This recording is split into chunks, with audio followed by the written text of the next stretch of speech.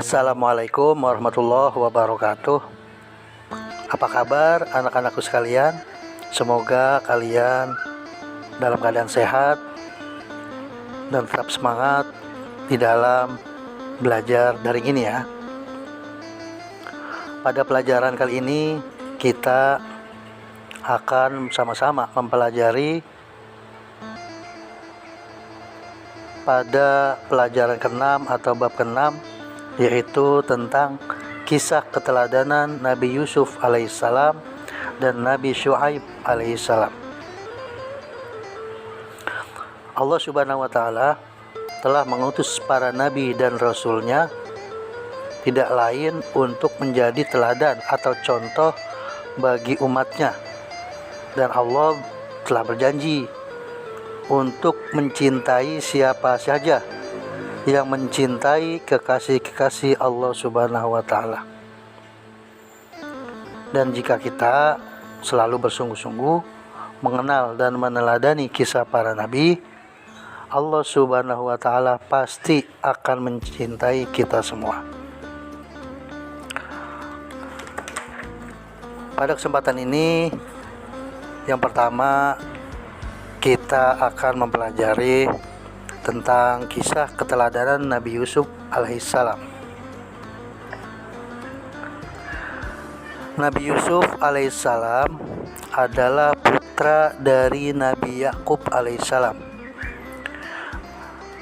Nabi Yusuf mempunyai adik kandung bernama Bunyamin dan juga mempunyai 10 saudara yang berbeda ibu. Ayah Nabi Yusuf sangat dekat dengan Nabi Yusuf alaihissalam setelah ibu kandungnya yang bernama Rahil meninggal dunia. Saat Rahel meninggal, Yusuf baru berusia 2 tahun. Kedekatan Nabi Yusuf alaihissalam dengan ayahnya menimbulkan rasa cemburu 10 saudaranya. Mereka mulai tidak menyukai Yusuf, apalagi Nabi Yusuf alaihissalam memiliki wajah yang sangat tampan. Suatu hari, Yusuf alaihissalam bermimpi melihat 11 bintang, matahari dan bulan semua bersujud kepadanya. Kemudian Yusuf menceritakan mimpi itu kepada ayahnya Yakub alaihissalam. Dan ayahnya lalu berkata, "Jangan kamu ceritakan mimpimu itu kepada saudara-saudaramu, supaya mereka tidak tergoda oleh setan dan mencelakakanmu." Dengan mimpi itu, ayahnya mempunyai firasat bahwa Yusuf kelak akan mendapat kedudukan yang tinggi di dunia dan di akhirat. Pada suatu ketika, saudara-saudara Yusuf menghadap Yakub alaihissalam dan meminta izin akan mengajak Yusuf untuk bermain-main di hutan.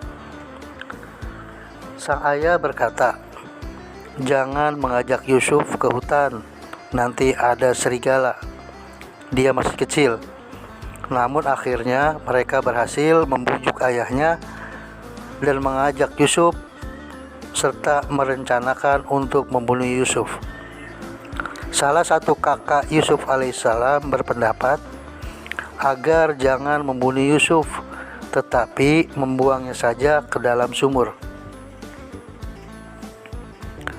Yusuf dibawa ke hutan mendekati sumur, tempat para pedagang sering mampir mengambil air. Mereka pun kemudian membuang Yusuf ke dalam sumur.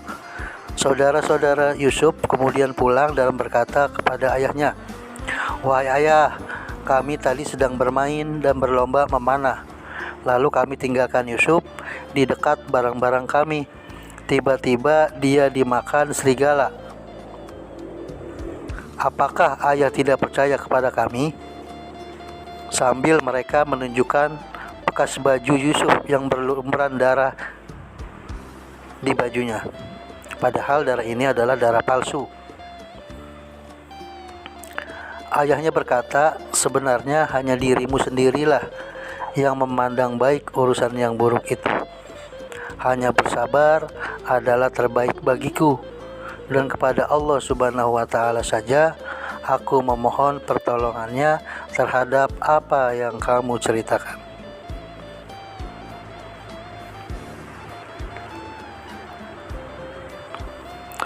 Tidak beberapa lama kemudian, Yusuf yang berada di dalam sebuah sumur kemudian ditemukan oleh kafilah dagang dan menjualnya ke negara Mesir.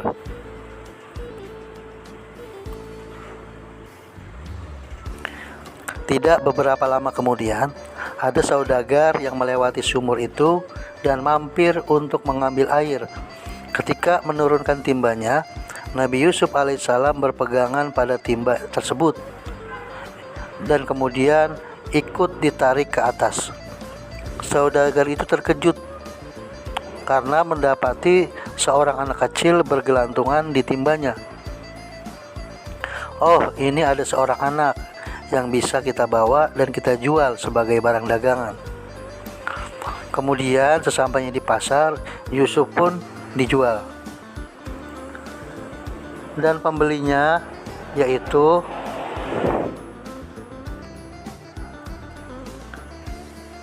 kemudian Yusuf dibeli oleh Raja Mesir yang bernama Kitfir yang berjuluk Al-Aziz, yang kemudian mengenalkan kepada istrinya yang bernama Zulaiha. Dan Yusuf kemudian dibawa ke kerajaannya dan merasa tenang dan senang karena mendapat kepercayaan dari sang majikan. Yusuf bekerja dengan baik, jujur, cekatan, dan juga tidak pernah melawan terhadap majikan. Dan setelah Yusuf alaihissalam tinggal selama bertahun-tahun di kerajaan tersebut, Yusuf tumbuh dewasa. Ia menjadi pemuda yang gagah dan tampan, dan Allah pun memberikan ilmu yang cukup luas kepada Nabi Yusuf alaihissalam.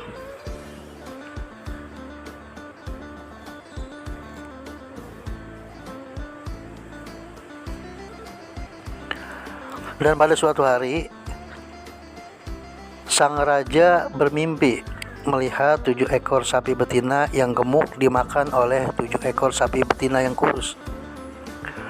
7 tangkai gandum yang hijau dan 7 tangkai gandum yang lainnya dalam keadaan kering. Raja segera mengumpulkan para penasihatnya untuk menjelaskan makna mimpinya tersebut. Namun tak seorang pun yang bisa menjelaskan arti dari mimpi tersebut. Kemudian seorang pelayan melapor kepada raja, "Baginda, saya punya informasi tentang orang yang pandai menjelaskan mimpi. Maka utuslah aku kepadanya."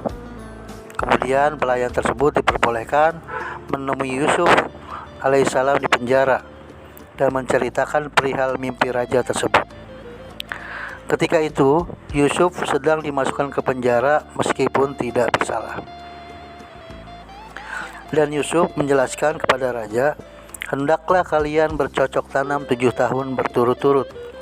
Kemudian ketika kalian panen, hendaklah menyimpan makanan dengan cara membiarkan tangkainya kecuali sedikit untuk dimakan.